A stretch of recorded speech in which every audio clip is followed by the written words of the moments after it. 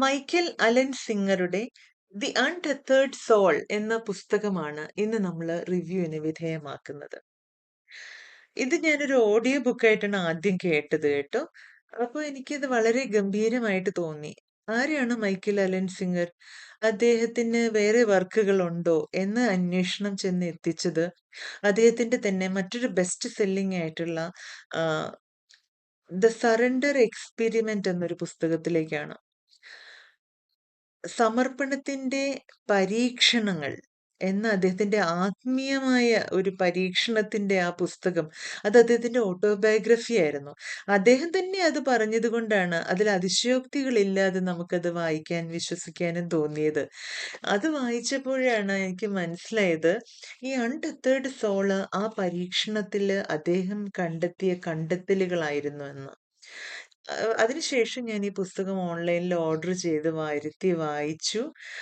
ഈ പുസ്തകം നിങ്ങളും വായിക്കണം, അറിയണം എന്ന് തോന്നി. അതുകൊണ്ടാണ് ഇത് റിവ്യൂവിന് വിധേയമാക്കുന്നത്.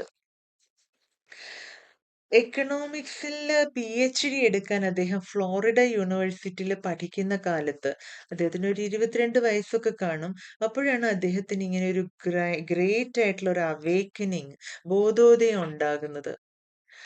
അതിനുശേഷം അദ്ദേഹം ഒരു സ്പിരിച്വൽ ജേർണിയിലേക്ക് ഇറങ്ങുകയും ദ ടെമ്പിൾ ഓഫ് യൂണിവേഴ്സ് എന്ന പേരിൽ ഒരു മെഡിറ്റേഷൻ സെന്റർ ഫ്ലോറിഡയിൽ സ്ഥാപിക്കുകയും ചെയ്ത് അദ്ദേഹം ഇന്നും ജീവിച്ചിരിക്കുന്നുണ്ട്. ആ മെഡിറ്റേഷൻ സെന്റർ ഇപ്പോഴും ഫങ്ഷൻ ചെയ്യുന്നുണ്ട്. അതൊരു വലിയ കമ്മ്യൂണിറ്റിയാണ്. Okay. So Michael Allen Singer ഈ പുസ്തകം 5 ഭാഗങ്ങളായിട്ട് തിരിച്ചിട്ടുണ്ട്. അതിൽ ആദ്യത്തെ ഭാഗം എന്ന് പറയുന്നത് അവേക്കനിങ് കോൺഷ്യസ്നെസ് ആണ്. അതായത് നമ്മുടെ ഉള്ളിലുള്ള ചൈതന്യത്തിനെ ഉണർത്തുക. അങ്ങനെ വിളിക്കാനാണ്, കോൺഷ്യസ്നെസ് എന്ന ചൈതന്യത്തിനെ ഉണർത്തുക, അങ്ങനെ വിളിക്കാനാണ് എനിക്കിഷ്ടം. ഇതിൽ ആദ്യമായിട്ട് അദ്ദേഹം പറയുന്നത്, ഇത് അദ്ദേഹത്തിന്റെ സറണ്ടർ എക്സ്പെരിമെന്റ് തുടങ്ങുന്നത് തന്നെ ഈ ഗ്രാൻഡ് ആയിട്ടുള്ള അവേക്ക് നോയിങ്ങിലാണ്. അതായത് അദ്ദേഹം തിരിച്ചറിയുന്നു, അദ്ദേഹത്തിന്റെ ഉള്ളിൽ അദ്ദേഹത്തിനോട് സംസാരിക്കുന്ന, നിരന്തരം സംസാരിക്കുന്ന ഒരു ശബ്ദമുണ്ട് എന്ന്. നമ്മൾക്കും ഒക്കെ അങ്ങനെയല്ലേ? ഒരു ടീനേജ് പ്രായമൊക്കെ ആയപ്പോ ഈ ലോകത്തിനെ നമ്മളിലേക്ക് നറേറ്റ് ചെയ്ത് തരുന്ന ഒരു ശബ്ദം നമ്മുടെ ഉള്ളിലും ഇല്ലേ? അപ്പൊ റോഡിലൂടെ ഒരാള് തന്നെ സംസാരിച്ച് നടന്നു പോകുന്ന കണ്ട നമ്മൾ പറയും അയാൾക്ക് വട്ടാണെന്ന്. പക്ഷേ ഇന്ന് ആരും കേൾക്കാത്ത, നമ്മൾ മാത്രം കേൾക്കുന്ന നമ്മളോട് തന്നെയുള്ള സംസാരം നമ്മളും ചെയ്യാറില്ലേ? അതുകൊണ്ടായിരിക്കും ചിലപ്പം ഈ ജീവിതത്തിനെ തന്നെ സംസാരം എന്ന് പറയുന്നത്. സംസാര സാഗരമാണ്, വർത്തമാനം എന്നല്ലേ പറയുന്നത്, വർത്തമാന കാലത്തിനെ. ഈ ജീവിതം തന്നെ സംസാരമാകുന്നത് നിരന്തരമായിട്ട് നമ്മുടെ ഉള്ളില് ഈ ലോകത്തെക്കുറിച്ച് സംസാരിക്കുന്ന ഒരു ശബ്ദമുള്ളത് കൊണ്ടാവാം. ഒരു പൂ തന്നെ കാണുമ്പം ഇതൊരു നല്ല പൂവാണല്ലോ, ഇതിന് ചുമന്ന കളറ് കൊള്ളാമല്ലോ എന്ന് തോന്നുന്നത്. ഒരു നമ്മള് ഉള്ളിൽ തന്നെ ഇരുന്നിട്ട് ഞാൻ ഒറ്റയ്ക്കാണ്, ആരും എന്നെ മനസ്സിലാക്കുന്നില്ല എന്ന് പറയുന്നത്, അല്ലെങ്കിൽ നമ്മളെ ഭാവിയെക്കുറിച്ചോർത്ത് പേടിപ്പിക്കുന്നത്, നമ്മളെ ഓരോരോ ആഗ്രഹങ്ങൾ, ഇതൊക്കെയാണ് എൻ്റെ ആഗ്രഹങ്ങൾ എന്ന് നമ്മളോട് പറയുന്ന, ഒരു നിരന്തരം നമ്മളോട് സംസാരിക്കുന്ന ഈ ശബ്ദമില്ലേ? അവേക്കിൻ കോൺഷ്യസ്നെസ്സിനെ, ചൈതന്യത്തിനെ ഉണർത്താൻ വേണ്ടിയിട്ട് ആദ്യപടിയായിട്ട് മൈക്കൽ അലൻ സിംഗർ പറയുന്നത് notice this voice inside U എന്നാണ്. ഈ ശബ്ദത്തിനെ തിരിച്ചറിയുക, ഈ ശബ്ദത്തിനെ ശ്രദ്ധിക്കുക എന്നാണ്. അപ്പോഴാണ് നമ്മൾ മനസ്സിലാക്കുന്നത് ഈ ശബ്ദം ഒരു എല്ലാ തരത്തിലും നമ്മളോട് പറഞ്ഞു കളയും. അതായത് ഫോർ എക്സാമ്പിൾ, നമ്മളിപ്പോ ഒരു ഡോക്ടറുടെ അടുത്ത് പോയി. ഡോക്ടർ നമുക്കൊരു മെഡിസിൻ എഴുതി തന്നു. നമ്മളത് കഴിച്ചു. നമുക്ക് രോഗം മാറിയില്ല. അസുഖം വർദ്ധിച്ചു. നമ്മൾ തിരിച്ച് ഡോക്ടറുടെ അടുത്ത് ചെല്ലുമ്പോൾ ഡോക്ടർ പറയാണ്, "നിങ്ങൾ എന്തിനാണ് ഈ മരുന്ന് കഴിച്ചത്?" എന്ന് ചോദിച്ചാൽ നമുക്ക് ദേഷ്യം വരും, അല്ലേ? പക്ഷെ ഇതേ രീതിയിലാണ് നമ്മുടെ ഉള്ളിലെ ശബ്ദം നമ്മളോട് സംസാരിക്കുന്നത്. എല്ലാം 2 തരത്തിൽ പറയും. നമ്മളോട് പറയും, ഇത് ഈ കാറ് മേടിക്കൂ, അവർക്കതുണ്ട്, നിനക്കിതില്ല, നമുക്കിതില്ല" എന്നൊക്കെ പറഞ്ഞിട്ട് നമ്മൾ പോയിട്ട് ആ കാറ് മേടിക്കും.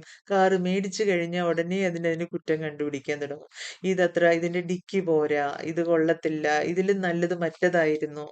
ഒരു പ്രശ്നം നമ്മൾ സോൾവ് ചെയ്യുമ്പോഴത്തേക്ക് ഇത് അടുത്ത പ്രശ്നം കണ്ടുപിടിക്കും. ഒരിക്കലും ഒരു സമാധാനവും തരത്തില്ല.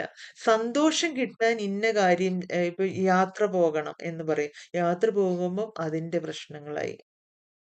ഇങ്ങനെ നിരന്തരമായിട്ട് നമ്മള് ഓരോരോ പ്രശ്നങ്ങളാണ്, ഓരോരോ കാര്യങ്ങളിൽ നമ്മളിങ്ങനെ ഒരു കൊളുത്തിനുള്ളിൽ കൊളുത്തിയിട്ടിരിക്കുന്നത് പോലെ, നമ്മുടെ ചൈതന്യത്തിനെ കൊളുത്തിയിട്ടിരിക്കുന്ന ഈ റൂംമേറ്റ്, ഈ ഇന്നർ റൂംമേറ്റ്, നമ്മുടെ ഉള്ളിലുള്ള ഈ ശബ്ദം, ഇതിനെ നമ്മൾ ഒബ്സർവ് ചെയ്യുകയല്ലാതെ ഇതിനോട് ഷട്ട് അപ്പ് എന്ന് പറഞ്ഞിട്ട് ഒരു കാര്യമില്ല.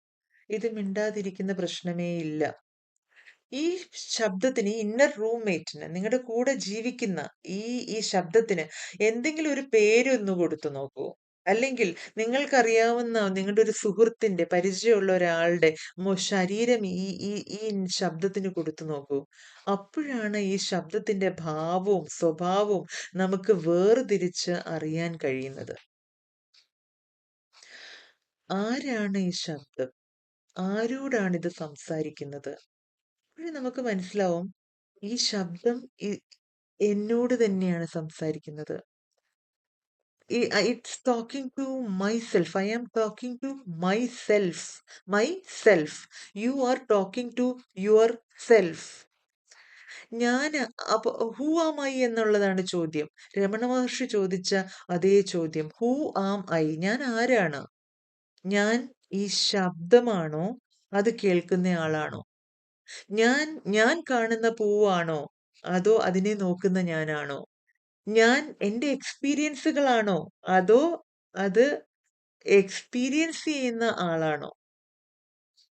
ഈ കേൾക്കുന്നയാളില്ലേ, മിണ്ടാതെ ശാന്തമായിട്ട്, അതാണ് ഞാൻ. അതാണ് ചൈതന്യം. അതാണ് കോൺഷ്യസ്നസ്. ഈ എക്സ്പീരിയൻസ് ചെയ്യുന്ന ആളില്ലേ, അതാണ് കോൺഷ്യസ്നസ്. അത് ഒരു വലിയൊരു തിരിച്ചറിവാണ്. അപ്പോഴാണ് നമ്മള് അറിയുന്നത്. ഈ ഈ ശ ശരിക്ക് പറഞ്ഞാല് നമ്മള് നമ്മുടെ കുഞ്ഞുനാളിലേക്ക് ഒന്ന് തിരിച്ചു പോയാല്, നമുക്കറിയാം നമ്മുടെ ശരീരം ഉണ്ടായ സമയം, വാവ കുഞ്ഞുങ്ങളില്ലേ? വാവ കുഞ്ഞുങ്ങളെ നോക്കുമ്പോ നമുക്കറിയാം അവർക്ക് ശരീരബോധം പോലുമില്ല. അവര് കൈവിരല് നുണയും, കാൽ വിരലുണ്ണും, ഇല്ലേ? അങ്ങനെ ചെയ്യുന്ന വാവ കുഞ്ഞുങ്ങളെ കാണാറില്ലേ? അവരില് ഒരു ചൈതന്യം മാത്രേ ഉള്ളൂ. അതാണ് കുഞ്ഞുങ്ങളെ കാണുമ്പോൾ നമുക്ക് ഭയങ്കര സ്നേഹം തോന്നുന്നത്. വളരെ സ്നേഹം തോന്നും. കാരണം അത് പ്യൂർ ചൈതന്യം മാത്രാണ് ഉള്ളൂ. അതിന് ബോഡി എന്ന പോലുമുള്ള അവയർനെസ് ഇല്ല. പക്ഷെ കുറച്ച് കഴിയുമ്പോൾ അതിന് ബോഡി അവയർനെസ് ഉണ്ടാവുന്നുണ്ട്. അതിന്റെ കയ്യ്, കാല്, അപ്പൊ കൈ തിരിച്ചറിയുമ്പോൾ അത് കൈ കൊണ്ട് എന്തെങ്കിലും പിടിക്കും, അതെന്തെങ്കിലും കഴിക്കും. കാല് തിരിച്ചറിയുമ്പം അത് കാലിൽ എഴുന്നേറ്റ് നടക്കും. സ്വാഭാവികമായിട്ട് ഓർഗാനിക്കലി ചെയ്യുന്നതാണ്. അതിനുശേഷം അത് മനസ്സെന്ന് പറഞ്ഞ സാധനം ഇങ്ങനെ വളരുകയാണ്. മനസ്സ് വളർന്ന് വളർന്ന് വളർന്ന് മനസ്സുകൊണ്ട് ക്രിയേറ്റീവായിട്ട് എന്തെല്ലാം കാര്യങ്ങൾ നമ്മൾ ചെയ്യുന്നു. പിന്നെയാണ് നമ്മൾ മനസ്സിലാക്കുന്നത് നമ്മുടെ ചുറ്റിനും ഒരു സൊസൈറ്റി ഉണ്ട്. അപ്പോഴേ നമ്മൾ സോഷ്യൽ ആയിട്ടുള്ള ആസ്പെക്റ്റുകൾ, നമ്മുടെ സോഷ്യൽ റോൾസ് എല്ലാം അവിടെ നിന്നാണ് ഉണ്ടാകുന്നത്. നമ്മൾ കുടുംബം ഉണ്ടാക്കുന്നു, നമ്മൾ ജോലി, കോർപ്പറേഷൻ, ബിസിനസ്സുകൾ, ഇതൊക്കെ നമ്മൾ ചെയ്യുന്നത് നമ്മുടെ സോഷ്യൽ ഇന്റലിജൻസ് ഉണ്ടാകുമ്പോഴാണ്. ഇനി നമ്മൾക്ക് ഉണ്ടാവുന്ന തിരിച്ചറിവ്, അതിനുശേഷം ഉണ്ടാകേണ്ട ഒരു തിരിച്ചറിവാണ് ഈ അവബോധം, ചൈതന്യം. മനസ്സും ശരീരവും ബോധവും ഇതൊന്നും അല്ലാത്തൊരു ബോധം, ഉൾക്കാഴ്ച നമുക്കുണ്ട് എന്ന് നമ്മൾ തിരിച്ചറിയുക മാത്രമേ വേണ്ടൂ. പിന്നെ ഉള്ളതെല്ലാം അത് നോക്കിക്കോളും. ശരീരം ഉണ്ടെന്ന് തിരിച്ചറിഞ്ഞപ്പോ ശരീരം തന്നെ പ്രവർത്തിച്ചു തുടങ്ങിയില്ലേ? മനസ്സുണ്ടെന്ന് തിരിച്ചറിഞ്ഞപ്പോ മനസ്സ് തന്നെ വർക്ക് ചെയ്ത് തുടങ്ങിയില്ലേ? അതുപോലെ കോൺഷ്യസ്നെസ്സിനെ നമ്മൾ തിരിച്ചറിയുമ്പോ it will work on its own. It's beautiful അല്ലേ? ആ തിരിച്ചറിവ് അറിയാനായിട്ട് നമുക്ക് നമ്മൾക്ക് കാണേണ്ട ഒരു കാര്യമാണ് ഇതിനെ ഒബ്സർവ് ചെയ്യാന്നുള്ളത്. ധ്യാനം ചെയ്യുമ്പോൾ നമ്മൾ ചെയ്യുന്ന കാര്യവും അത് തന്നെയല്ലേ? നമ്മളൊന്നും ചെയ്യുന്നില്ല. നമ്മളിതിനെ നമ്മളൊരു ഒബ്സർവർ ആയിട്ട് ശ്വാസത്തിനെ നോക്കുന്നു, ചിന്തകളെ നോക്കുന്നു, ധ്യാനത്തിലിരിക്കുന്നു. വേറൊന്നും ചെയ്യേണ്ട ആവശ്യമില്ല. ബാക്കിയെല്ലാം ഓർഗാനിക്കലി സംഭവിച്ചുകൊള്ളും. ഒരു ലൂസിഡ് ഡ്രീം പോലെ, അതാണ് അദ്ദേഹം പറയുന്നത്. അതായത് ലൂസിഡ് ഡ്രീമിൽ എന്താ സംഭവിക്കുക വെച്ചാല്, നമ്മൾ സ്വപ്നം കണ്ടുകൊണ്ടിരിക്കുകയാണ്. പക്ഷെ നമുക്കറിയാം നമ്മൾ സ്വപ്നം കാണുകയാണെന്ന്. കോൺഷ്യസ് ആയിട്ടുള്ള ഒരാൾ ജീവിക്കേണ്ടതും അങ്ങനെയാണ് എന്ന് അലൻ സിംഗർ പറയുന്നു. അതായത് നമ്മൾ ജീവിക്കുകയാണെന്ന് അറിഞ്ഞുകൊണ്ട് ജീവിക്കുക. That is that is how we awaken consciousness. അങ്ങനെയാണ് ചൈതന്യത്തിനെ ഉണർത്തേണ്ടത്. ബ്യൂട്ടിഫുൾ റീഡിംഗ് ആണ്. വളരെ ഈസി ആയിട്ട് നമ്മൾ കടന്നു പോകും. See you in the next chapter. Thank you. I am Sunita Suresh.